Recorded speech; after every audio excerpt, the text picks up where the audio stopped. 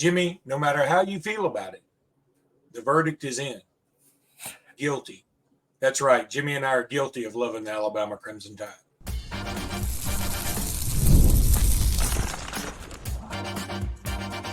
You are Locked On Bama, your daily podcast on the Alabama Crimson Tide. Part of the Locked On Podcast Network, your team every day.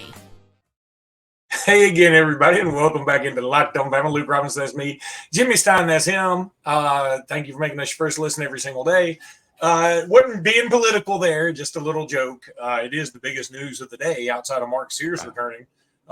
So we won't even talk about it. It's just it just happened.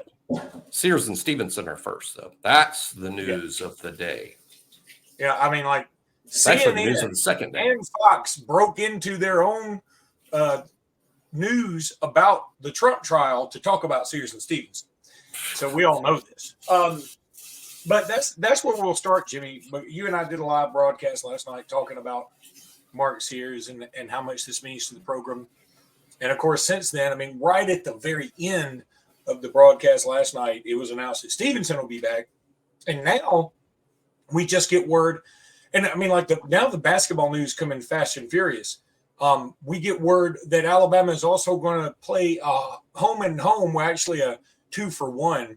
But next year going to play a game in North Dakota against Grant Nelson's old team and his home state, I think, right? Isn't he from North Dakota? He is from North Dakota. That is right. Now Alabama will be playing there. They this is not super unusual to go to the hometown of a player on the team in a road game. I mean, it's not unheard of, but pretty interesting that Alabama will. I'm sure this is true without even looking up. Has to be the first time Alabama basketball will have played a basketball game in the state of North Dakota. I'm certain that has not happened before. Yeah, and I'm sorry, I said his old team. It's not his old team. It's just his state, right? No, it is his old team. Pretty sure. Okay, maybe I screwed that up. Yeah, I'm pretty sure it's his old team. I'm almost positive. But we will double and triple check. But I'm pretty sure that that's the North Dakota he played for. Not because it's easy to mix up North Dakota and North Dakota State. Yeah, I'm having a moment. I think he played for North Dakota and not the football powerhouse. Okay. As I sit here, he played for North Dakota State. Oh, he did? Okay. That's what I thought. And so I was right for the first time. Okay. Let me go tell my wife. We're playing North We're playing North Dakota or North Dakota State? We're playing North Dakota. And that's weird. And so what tipped me off to my own mistake to begin with was saying it's his old team. And then I was like, no, it's not his old team. He played for North Dakota State. And that's why the comments are when Grant Nelson decided to go back to Alabama, Coach Stevens reached out immediately to see if they had interest in bringing Grant back to his home state. Okay.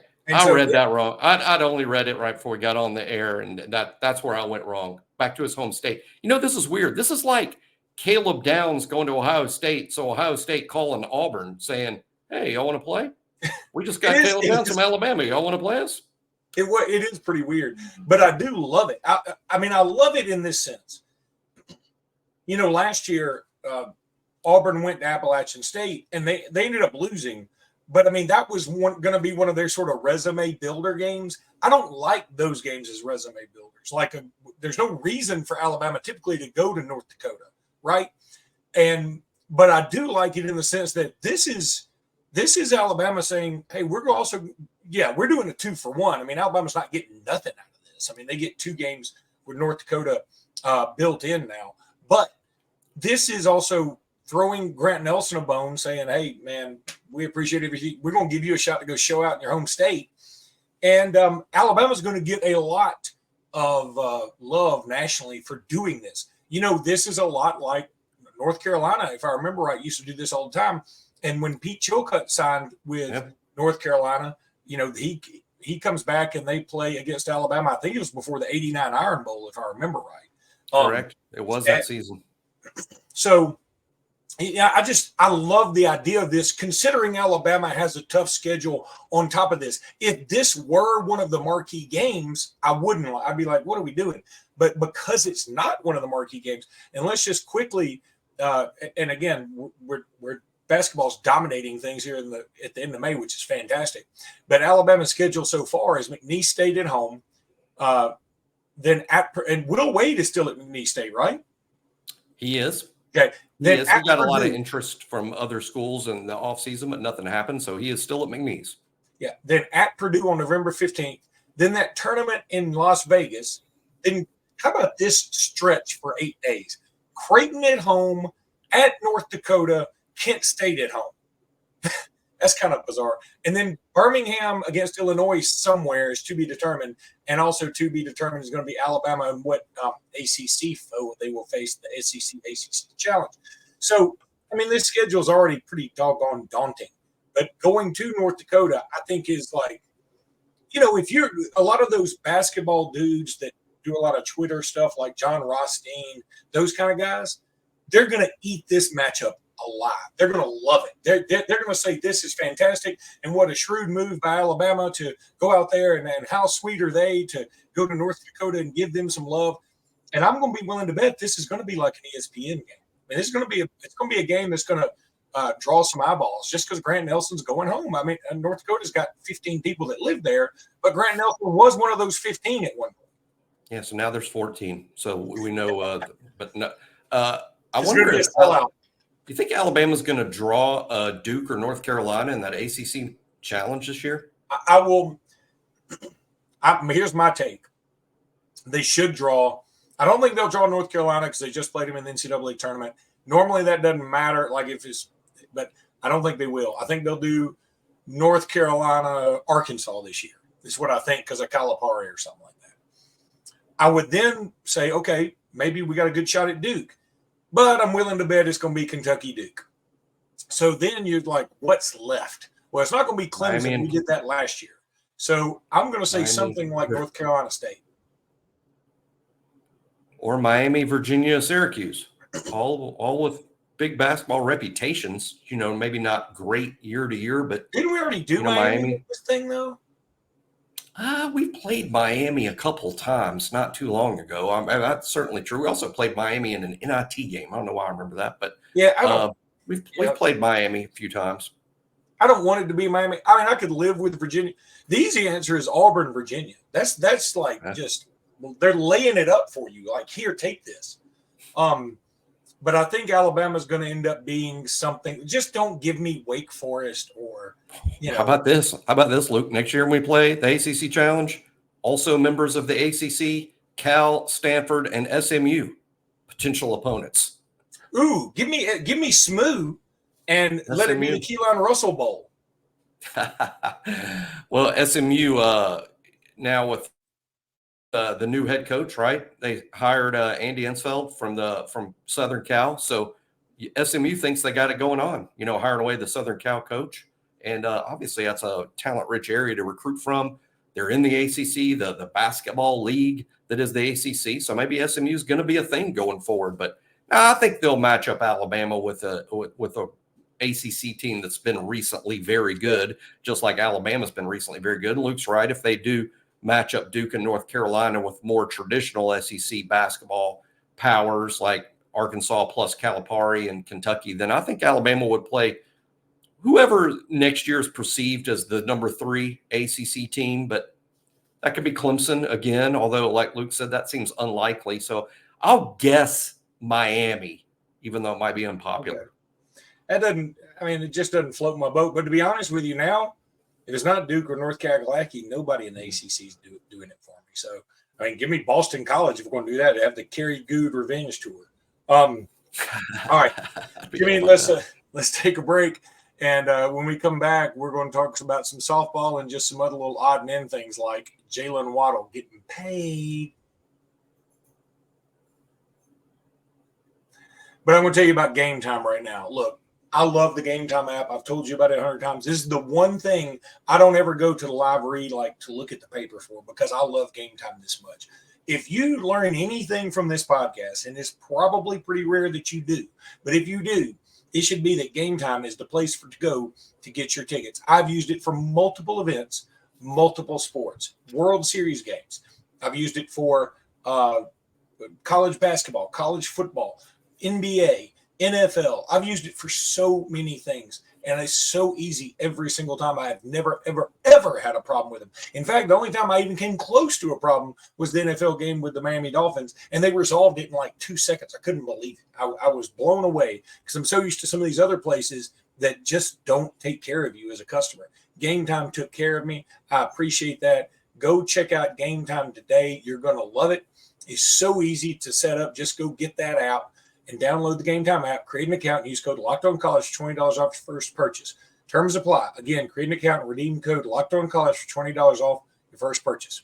Download Gametime today. Shoot, lowest price is guaranteed. I promise you're going to love it.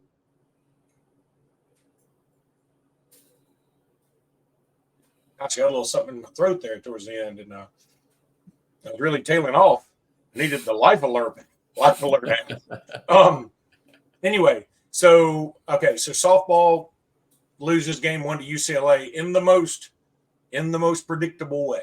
I mean, you could see this coming from a mile away. Alabama, they were getting some hits, and then they finally tied up. We got the bases loaded, and we send a runner home. Now, and she was gunned down from, I mean, it was almost like the catcher drank a cup of coffee waiting on her to slide. It was, and like the player slid so poorly, she was like, this is weird that I'm even sliding because I have no shot. And then, of course, UCLA hits a 3-run bomb with 2 outs in the bottom of the 6th, and then it was all she wrote. Look, I'm still of the belief that, hey, whatever happens with this, happens with this. Yeah, I hate it if we're going to be out of this tournament very quickly. But, hey, we made it to the World Series again, and Pat Murphy deserves all the love. So, yeah, I'm pro Pat Murphy. Everybody get on the train. well, let's see what happens tomorrow, assuming Alabama gets a shot at Duke, who, in my opinion, is not quite as good as UCLA. I mean, UCLA is really good. They won 13 in a row. Dog stomped Georgia, who's a really good Georgia team. They just killed them. UCLA's got the longest win streak in the country. They got the best hitter in the country, Maya Brady. It was always going to be tough. What I liked about the game is that Alabama gave themselves a chance. There were some chances, bases loaded, 1 out, and you think, hey, they're going to take a lead here and maybe win this game, and then don't come up with the big hit, get very aggressive on the base pass. I think in part because of a season-long thing of, hey, it's not like the next girl's going to get a hit anyway. Let's at least make them make a play. And and I think there's probably some of the logic was like, well, it's not like the next player's likely to get a hit. Let's make them make the play. And they did. It's not excusing the sending them home. It wasn't a close play, like Luke said, but I think the nature of their offense means they have to be aggressive on the base pass. But yeah, Kayla Beaver was great. She was great. She was great again today until the one pitch that she wasn't. And even that pitch wasn't terrible. I mean, it was up and in, and hey, credit these great UCLA hitters. They're a good team. So anyway, Alabama went to the World Series last year, and off the top of my head, I think they lost twice and didn't get a win last year in the World Series. They just went 0-2 and went home. I don't rule out Alabama maybe finding a win tomorrow against a really good Duke team. Duke's good, or they wouldn't be here. They're good and seated higher than Alabama. But I think Alabama's got a good shot against Duke.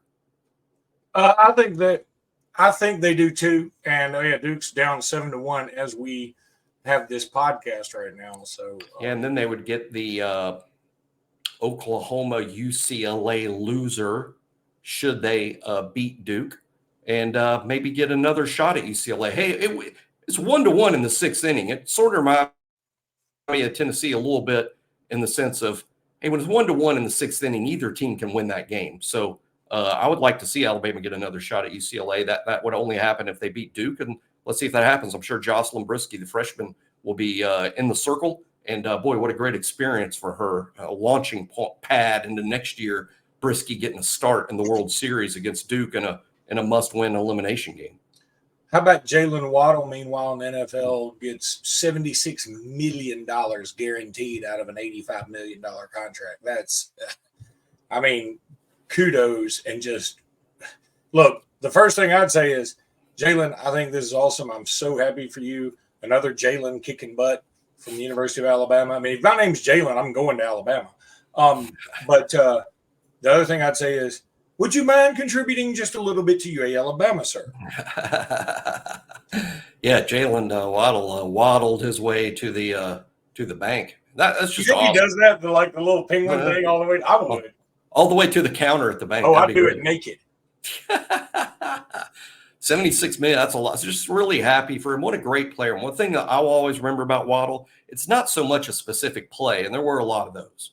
But what I remember about him is he's hurt, he's out for the season, and I think almost any player would just cruise to the draft process. Say, I'll be healthy by the time the draft process gets here. He didn't. He worked his butt off to try everything he could to get back to play for Alabama one more time.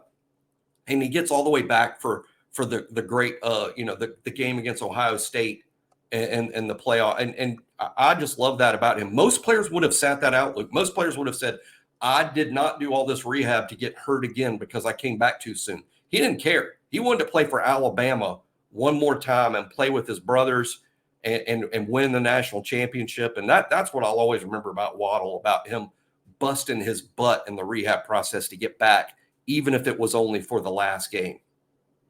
Yeah, that was super cool. I mean, him and Landon Dickerson. Landon both. Yep. And look what kind of paydays they've had. Talent, yes. Talent, of course. But how many times do we see, Luke, that big payday coming for the best people? Best people, the hardest workers, the loyal guys, the teammates, the great teammates. It's hard. We can name NFL players who are making a lot of money, who are jerks. We can name them, but we'd have to think it through. Most of the star players in their sports are good, smart, hardworking, great people. Most of them are. And boy, Waddle and Dickerson are good examples of that. When you said, yeah, of course we got to have talent, it reminds me of, I think it was Eddie Murphy Raw, where he had a bit about, he said, the women I date, I want them to have a good sense of humor. I want to be funny. Of course, they got to be good looking too. I don't want to date some funny, ugly woman. He didn't use the term date, but you know what I'm getting at. It was Eddie Murphy Raw, y'all. It wasn't Eddie Murphy now. So many of my spiels and rants remind people of Eddie Murphy in either Raw or Delirious. A lot of people said, did you hear Jimmy Unlocked On? Another Eddie Murphy bit. That's the rawest I've ever heard. She was delirious. Jimmy Stein unglued. All right. Cut. When we come back, we're going to talk a little football recruiting and some football kickoff times just real quick.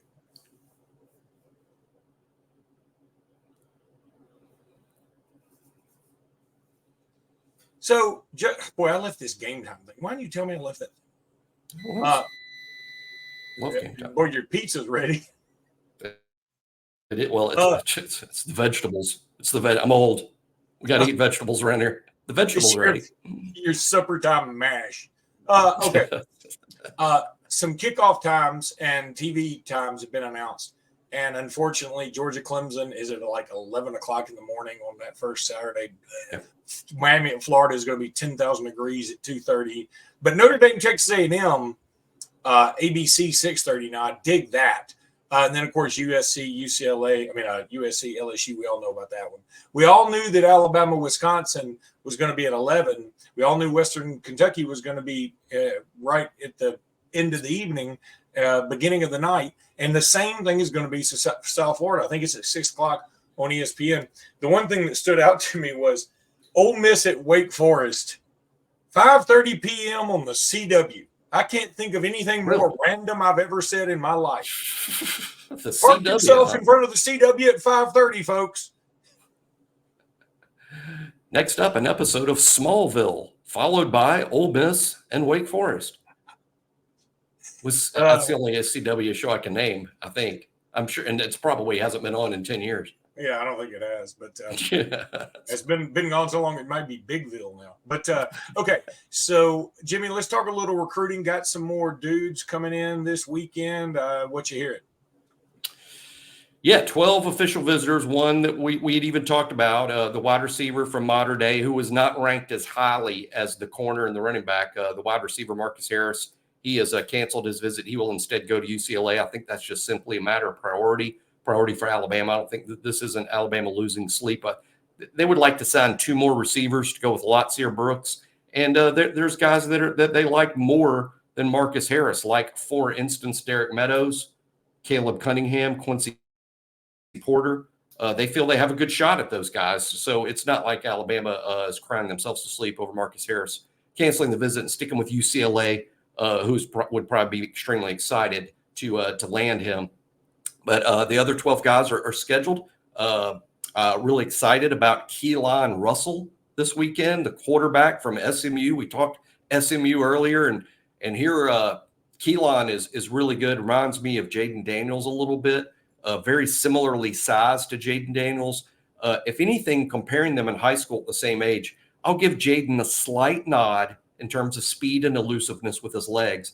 And I give Keelan Russell a slight nod in terms of how polished he is as a passer at the same age compared to Jayden Daniels. But I think he's a Jayden Daniels level talent, really. I mean, in terms of how good he can be. And he's a high priority. Alabama loves him. He's up there. He's Alabama's number one want on their QB board. And I think Alabama's got a good shot there, Luke. I think it could really happen. Another couple of kids I'll name quickly. Jamarian Morrow, a running back from the Memphis area. Reminds me of Turbo. Very similar player to Turbo Rogers. But, man, Jamarian Morrow, 5'9", 185. And you're like, oh, man, he's a little back, so not a lot of schools will be interested. He's taken official visits to Georgia, Texas A&M, Missouri, Ole Miss. This kid is wanted by a lot. And those are official visits, not just, hey, I'm going to go look around. Those were official visit spots those schools gave him. So Jamarian Morrow is definitely an interesting cat. He's one of the guys that will be visiting this weekend. I want to talk about one more. Can't remember. Well, I'll say this while you're thinking, while your prevision kicks in. When it comes to Keelan Russell, I have now come to the point in his recruitment where when he commits, I might not even be excited because I already consider him a commitment. And I'm going to be more disappointed if we don't sign him now than excited when we do sign him because I've already gone through the excitement stage.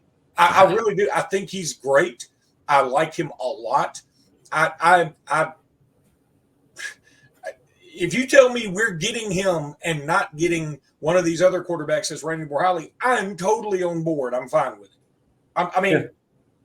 Again, maybe I'm reading too much into what I think he is, but I think he's fantastic.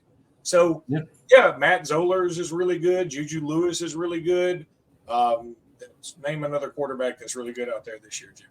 I think George McIntyre's going to Tennessee. He's really good. Me and you both like KJ Lacey a ton. Alabama is I think they want a bigger kid, and we'll see. It'll be interesting if KJ sneaks into a summer camp this summer at Alabama and maybe has a chance to impress them in person. Things could possibly change there. I like KJ Lacey, and for all the fans out there, it's like, I don't know, he's too little. You know who took him? Sark, who pretty much gets a pick of the litter these days in terms of quarterbacks. I mean, Sark kind of gets who he wants, and that's who he wants. So that should tell everybody, KJ's pretty good. He's also similarly sized to Bryce Young at the same age. And who else picked out Bryce Young? Sark, Yeah. I mean, I'm really excited about Keelan Russell. I just hate the fact that I'm already over. I mean, I already feel like he's a part of the team. Like, I'm going to be kind of freaked out if we don't get him now. I will be disappointed. I'll be disappointed if Keelan Russell doesn't end up at Alabama. I mean, that's how much I've hyped him up in my head too. I mean, I would really like to have him, and then we'll see what happens. The other guy I want to talk about real briefly, Todd Robinson. He is a quarterback at Valdosta High School, but he's being recruited as an athlete by everybody. I love Todd Robinson. He's one of my favorites in the whole class nationally. Again, a quarterback that projects at numerous spots. Alabama likes him as a safety. I love him as a safety. I think he can be like Derek Smith, he's already committed to Alabama, and give Alabama a dynamic safety duo. But he's from Valdosta, Georgia. Georgia likes him, and this is how talented this kid is.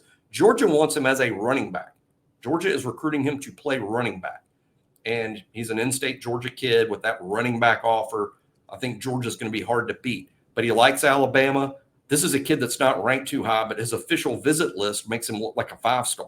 I mean, if you got official visits lined up to Alabama, Georgia, and 3 other power SEC schools, you should be pretty highly ranked, right? But I love Todd Robinson because he's a high school quarterback that some other schools are recruiting him as a wide receiver. I mean, that's how athletic this kid is. And you got to love the fact that he plays quarterback, and Valdosta is such a nationally renowned program, even is to this day. So he's another kid making an official visit this weekend in this great visit weekend in Tuscaloosa. All this news about Mark Sears and Jarin Stevenson and some of the TV times and the softball stuff and the recruiting has really given you a chance to get ahead on your countdown again, which we will get into again tomorrow. Sure. Yeah, more countdown coming up. And now we're getting into guys that everyone's familiar with because they played on the team. And, hey, this preview, maybe not in the next show, but coming up in a couple of shows, we even get to a quarterback. Whoa. Okay. Boom. Roll Tide, everybody. Roll Tide.